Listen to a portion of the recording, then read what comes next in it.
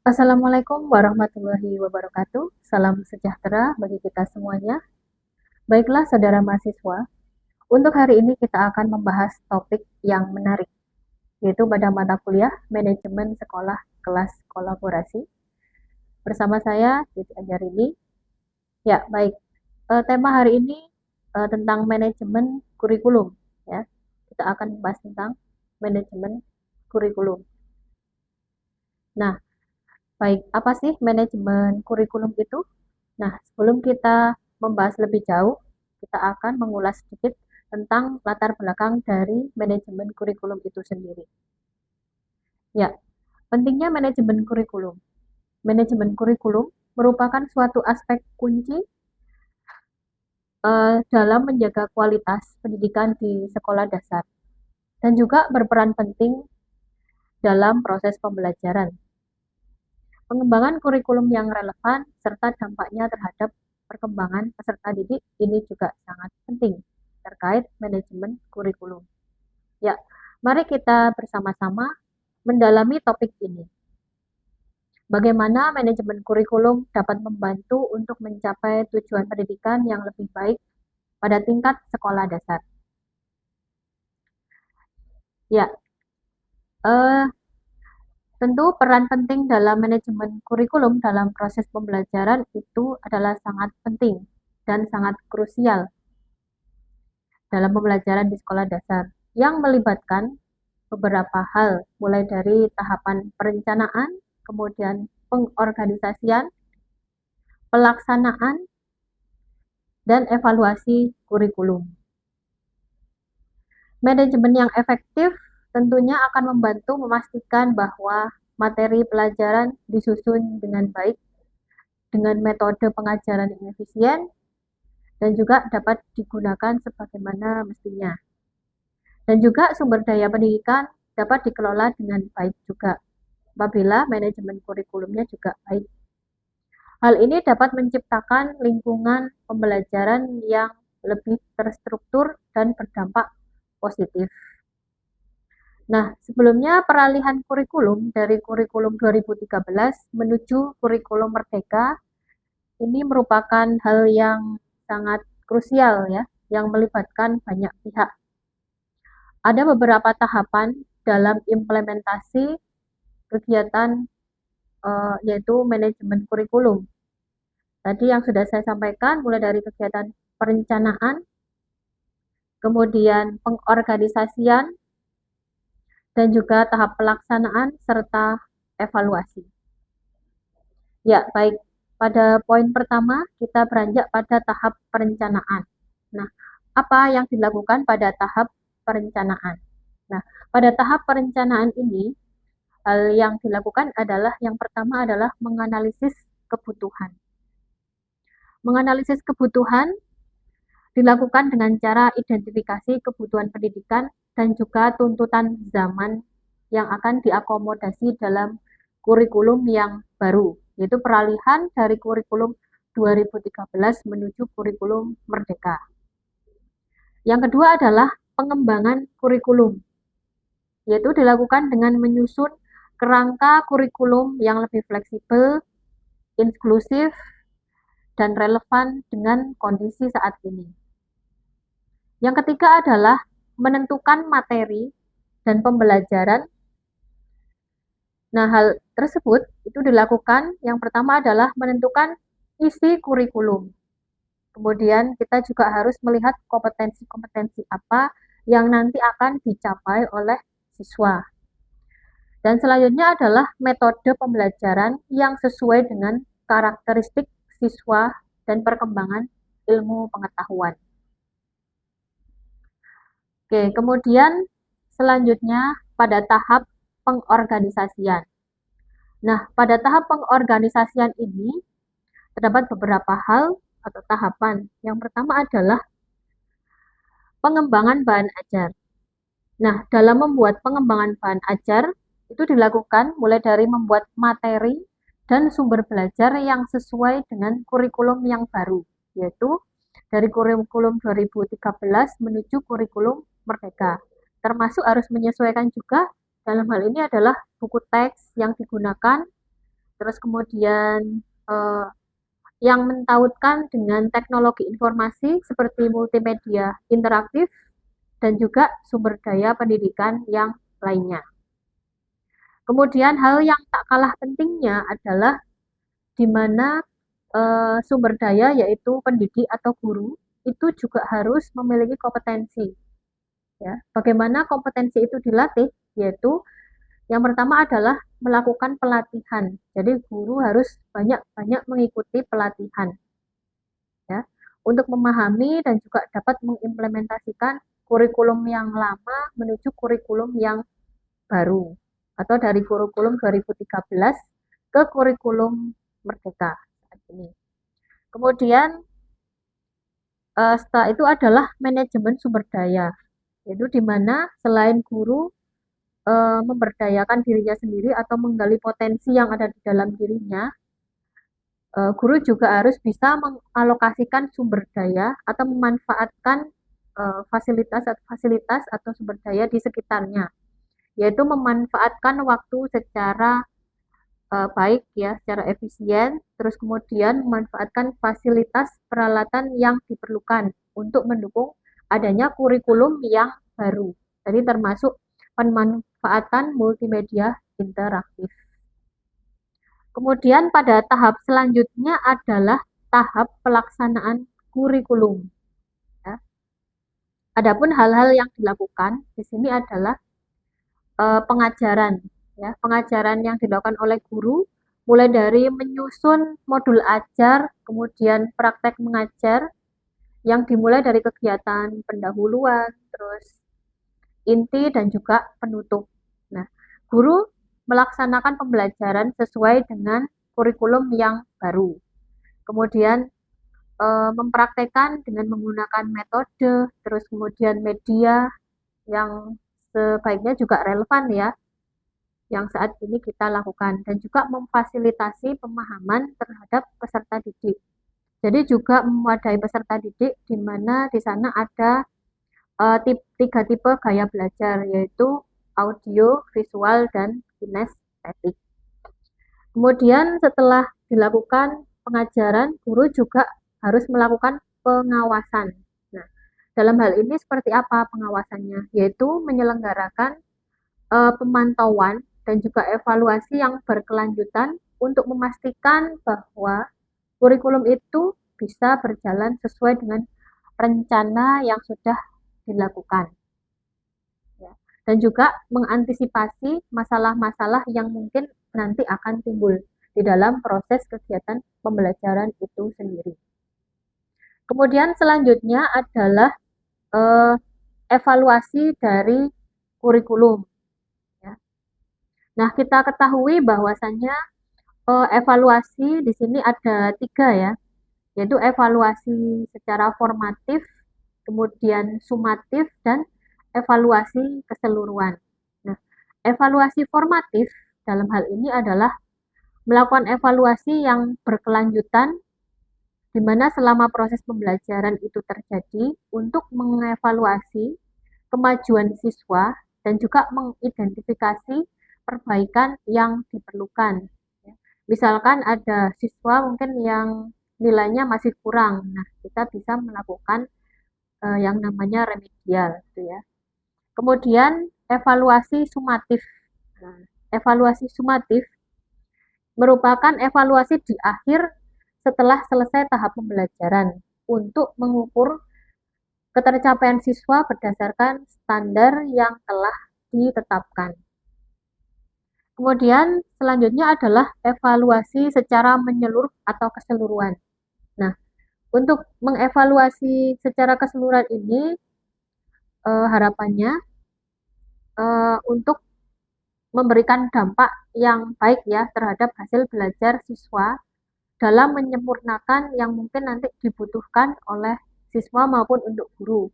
Baik itu evaluasi dari proses pembelajarannya selama kegiatan pendahuluan, kemudian inti sampai dengan penutup, atau juga mungkin dari kekurangan-kekurangan yang dialami oleh siswa, baik itu siswa yang belum mencapai nilai yang diharapkan, terus juga siswa yang mungkin belum mencapai indikator yang diharapkan. Kemudian peralihan kurikulum dari kurikulum 2013 menuju kurikulum Merdeka merupakan langkah penting ya dalam meningkatkan relevansi dan juga efektivitas pendidikan. Nah, implementasi yang baik itu diperlukan atau memerlukan kerjasama antara pihak guru, orang tua, dan juga pihak-pihak yang lainnya untuk memastikan bahwa akan timbul kesuksesan atau perubahan terhadap peserta didik maupun nanti terhadap pendidik dari perubahan kurikulum tersebut. Selain itu, evaluasi yang berkelanjutan akan membantu mengidentifikasi ya perbaikan yang diperlukan demi mencapai tujuan pendidikan yang lebih baik. Oke, selanjutnya adalah tentang pengembangan kurikulum yang relevan. Ya, tadi sudah kita bahas tentang peralihan kurikulum 2013 menuju kurikulum Merdeka.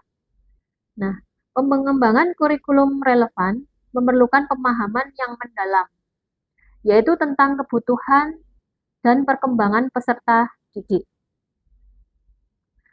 Jadi, kurikulum harus mempertimbangkan berbagai macam aspek, yaitu seperti standar pendidikan nasional, terus perkembangan teknologi, dan perubahan masyarakat. Jadi, kurikulum relevan lebih mudah disesuaikan dengan kebutuhan siswa saat ini dan mengintegrasikan pengetahuan yang up to date atau kekinian ya, dan sekaligus juga mempromosikan dalam pemecahan masalah serta keterampilan berpikir kritis. Ya, baik. Selanjutnya adalah di sini ada langkah-langkah implementasi kurikulum yang relevan. Yang pertama dilakukan dengan beberapa tahapan. Tahapan yang pertama adalah analisis kebutuhan siswa. Ya. Nah, analisis kebutuhan siswa apa saja yang dilakukan? Yaitu melakukan penilaian terhadap kebutuhan, terus kemudian minat, dan juga latar belakang dari siswa tersebut.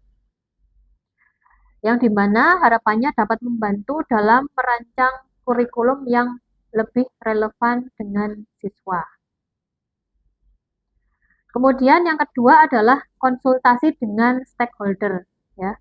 Konsultasi dengan stakeholder dalam hal ini kita sebagai guru itu tidak hanya sendiri ya. Jadi guru itu juga melibatkan pihak-pihak yang terkait, yaitu seperti orang tua siswa, kemudian ahli pendidikan, dan juga melibatkan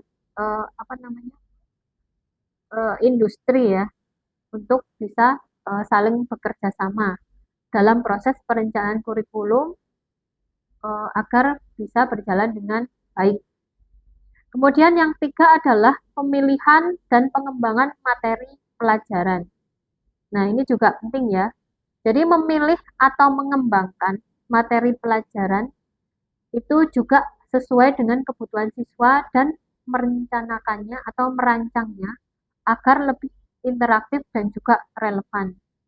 Jadi ketika menyusun media pembelajaran itu seyogyanya medianya itu tidak berbasis secara konseptual saja, tetapi juga harus berbasis kontekstual yang dikaitkan dengan keseharian siswa, serta juga media tersebut dapat dioperasikan oleh siswa tersebut, ya, sehingga di sana akan menimbulkan dampak psikologis terhadap media yang digunakan. Kemudian yang keempat adalah penggunaan teknologi. Nah, pemanfaatan teknologi saat ini sangatlah cepat ya. Bahwasanya untuk generasi-generasi muda itu sudah banyak yang menyesuaikan dalam konteks pembelajaran. Di mana untuk memfasilitasi pembelajaran agar lebih dinamis terus sesuai dengan perkembangan teknologi saat ini. Terus kemudian langkah-langkah dalam mengintegrasikan pengetahuan yang up to date. Nah, di sini dilakukan beberapa tahapan ya. Yang pertama adalah Tadi pelatihan guru. Nah, pelatihan-pelatihan guru sudah sangat banyak ya, gencar-gencarnya dilakukan seperti pelatihan pembuatan media interaktif ya, terus bagaimana merancang model pembelajaran yang berbasis output gitu ya. Nah, hal tersebut akan memberikan pelatihan kepada guru tentang perkembangan terkini dalam bidang pendidikan dan bagaimana mengintegrasikan ke dalam kurikulum. Nah, kita ketahui bahwasanya pada kurikulum 2013 itu para pendidik atau guru menyusun yang namanya rencana pelaksanaan pembelajaran. Sekarang kemudian sudah ganti menjadi istilah adalah modul ajar. Kemudian yang kedua adalah kolaborasi dengan industri atau pakar ya. Jadi seorang pendidik itu haruslah juga bekerja sama dengan pihak-pihak industri atau dapat juga nanti diorientasikan bahwa pembelajaran itu tidak melulu atau harus di dalam kelas, tapi kita juga bisa mengajak peserta didik itu untuk belajar di luar kelas, seperti kita berkunjung ke salah satu industri ya yang ada di sekitar siswa, misalkan home industri, pembuatan keripik singkong dan seterusnya, gitu ya. Karena hal itu akan memudahkan siswa lebih paham. Ya. Kemudian yang ketiga adalah akses dan sumber daya digital. Nah, menyediakan akses dan sumber daya digital seperti jurnal ilmiah, e-books, dan sumber belajar online untuk mengikuti perkembangan ilmu pengetahuan ini juga penting ya. Nah, kita ketahui saat ini bahwasannya dari kementerian sudah menerbitkan buku-buku yang sudah bisa diakses pada eh, buku perbukuan nasional Indonesia ya, seperti buku kurikulum 2013, terus buku kurikulum Merdeka itu bisa diakses oleh Bapak Ibu guru. Dan juga nanti selain itu didukung dengan buku-buku yang lainnya seperti LKS dan juga buku pendamping. Kemudian selanjutnya adalah bagaimanakah dampak dari manajemen kurikulum tersebut bagi siswa. Ya. Dampaknya adalah mereka nanti bisa membantu siswa ya dapat berpikir atau berpikir secara kritis ya untuk mencapai atau dapat mencapai pengetahuannya ya. Kemudian juga mencapai pencapaian akademik yang lebih baik. Ya. Biasanya yang siswa itu mungkin pencapaian dalam penilaiannya ya atau kognitifnya itu kurang bagus, nanti dengan kurikulum ini bisa lebih baik lagi gitu. Kemudian juga dapat memotivasi siswa dan memotivasi siswa ini biasanya bisa dilakukan dengan kegiatan berkompetisi antara siswa satu dengan siswa yang lain sehingga nanti bisa menumbuhkan motivasi antara satu siswa dengan siswa yang lain. Baik itu nanti dari segi akademik maupun non akademik. Kemudian selanjutnya manfaatnya atau dampaknya adalah dapat meningkatkan kesejahteraan atau keterampilan sosial maksud saya. Jadi bisa meningkatkan keterampilan sosial yaitu seperti adanya tugas kelompok. Nah, di tugas kelompok itu nanti siswa bisa saling berinteraksi antara satu dengan yang lain. Sehingga nanti harapannya biasanya siswa yang kurang aktif itu dapat berbaur atau berkoordinasi dengan siswa yang aktif dari proses pembiasaan ya. Kemudian juga menimbulkan karakter yang positif ya. Jadi dengan adanya kurikulum baru ini nanti harapannya bisa memberikan pembelajaran yang bermakna bagi siswa sehingga harapannya karakter dari peserta didik mungkin yang kurang aktif, mungkin yang kurang jujur atau kurang apalagi kurang yang pasif lah itu bisa aktif lagi ya. Tuh. Kemudian jadi manajemen kurikulum yang efektif itu dapat membantu mencapai tujuan pendidikan yang lebih baik dengan merancang kurikulum yang memadai, terus mengukur kemajuan siswa secara teratur, dan menyesuaikan pengajaran berdasarkan hasil evaluasi. Jadi semua elemen ini berperan dalam meningkatkan kualitas pendidikan di sekolah dasar dan juga memberikan dasar yang kuat bagi siswa untuk mengembangkan pengetahuan, keterampilan, dan juga karakter yang diperlukan untuk masa depan yang lebih baik lagi. Ya, jadi manajemen kurikulum itu sangatlah berperan penting, saudara mahasiswa. Tadi yang sudah kita bahas, yang pertama mulai dari tahapan perencanaan, kemudian pengorganisasian, pelaksanaan, evaluasi, ya, itu sangatlah penting. Jadi dari tahapan-tahapan tersebut itu saling berhubungan ya satu dengan yang lain. Selain itu juga diperlukan hal-hal yang lain seperti analisis kebutuhan siswa, pengembangan kurikulum, pengorganisasian bahan ajar, pelatihan guru, dan juga pengawasan. Jadi kemudian manajemen kurikulum ini juga akan memberikan dampak yang positif bagi peserta didik. Ya, baik, mungkin itu untuk diskusi hari ini. Apakah sudah bisa dipahami? Itu terkait dengan manajemen kurikulum. Ya, baik, kita nanti akan bertemu kembali, yaitu tentang manajemen peserta didik. Ya, sampai jumpa dan terima kasih. Semoga dapat membantu pemahaman saudara mahasiswa semuanya. Saya akhiri, akhiru kalam, wabillahi taufiq walhidayah. Wassalamualaikum warahmatullahi wabarakatuh.